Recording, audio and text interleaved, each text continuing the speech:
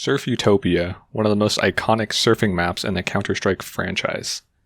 If you have surfed, you will know this map, but what you might not know is how to achieve an astonishing time of 39 seconds.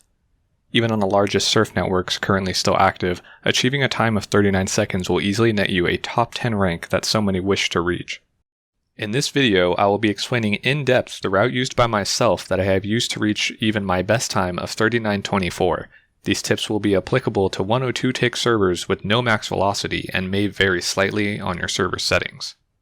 On a final note, if you are new to surfing, this video may not yet be for you, and I highly recommend you check out Orson's surf tutorials before watching this video. Links to those will be in the description.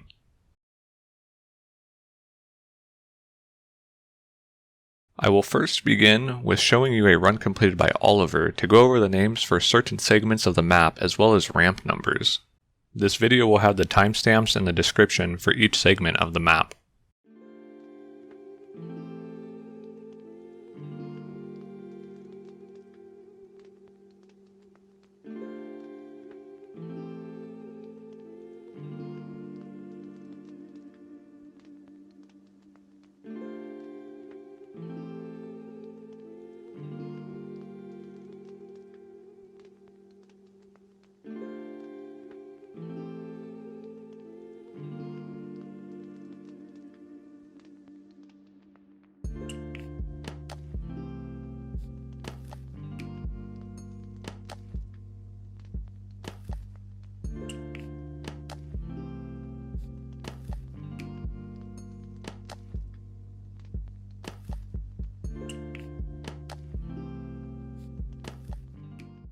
Before we begin, I will remind you that this run is completed with Gold Knife, which is only obtainable on Utopia v3 and not on the other Utopia variations. We begin with walking towards the edge and doing a regular drop into the ramp. On certain servers, the platform below the initial start has another start zone that protrudes in which we will trigger to save 1/3 of a second. Because of this skip, it is safe to perform a rather suboptimal pre-strafe. Ensure that you are landing on the ramp as early as possible to maximize speed gained from time spent on the ramp.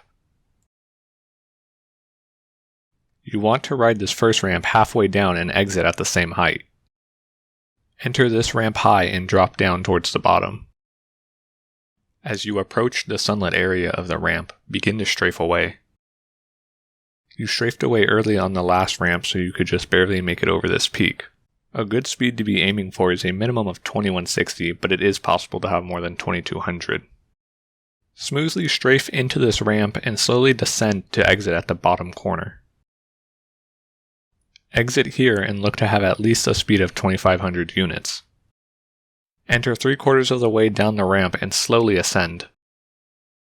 You will exit on the last downwards angled notch of the ramp. Here are two visuals for additional clarity. Aim for a minimum speed of 2650, but 2700 or higher is preferred. Enter this ramp just under halfway and angle yourself to land into the next ramp by only having to switch which keys you are holding. Continue to surf the same line and pull away just before the ramp begins to turn. On exit, aim to have a speed of 3270 or more. Enter low, but don't fully descend to the bottom. Here you will drop in order to smoothly get past the flattening out of the ramp and then slowly ascend to gain height needed to reach the next ramp. You want to have a minimum speed of 3500, but 3550 is preferred. Enter low and exit high. The design of the ramp will allow you to get lift without requiring a flick.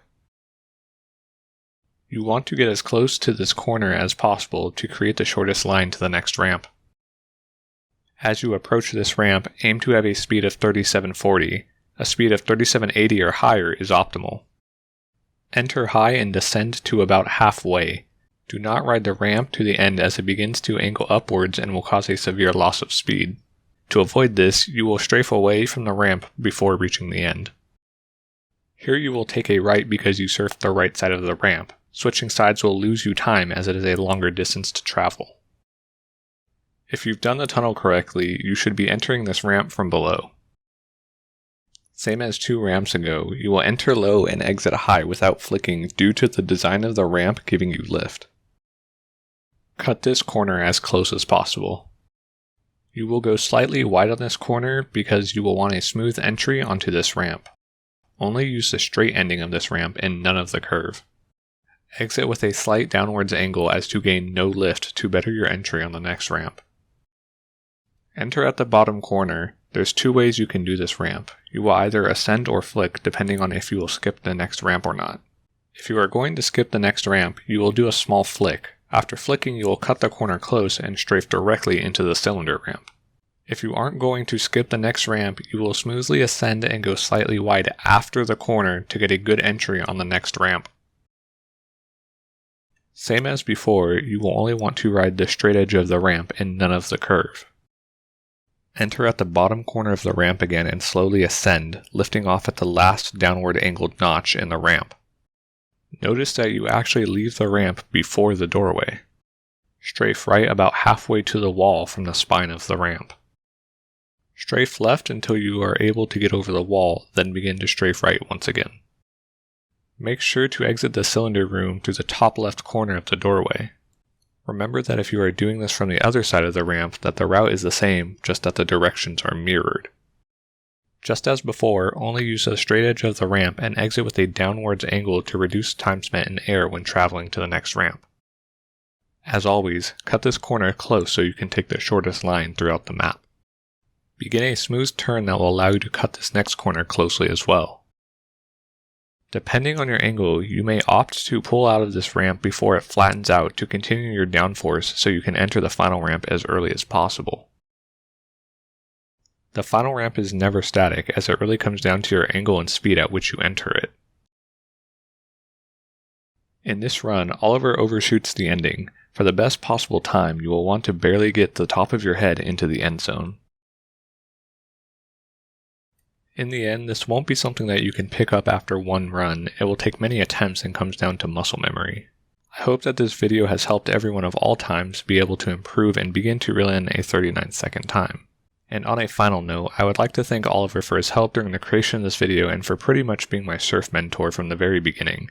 He's given me countless hours of his time for absolutely no reason other than generosity and an unparalleled passion for surf.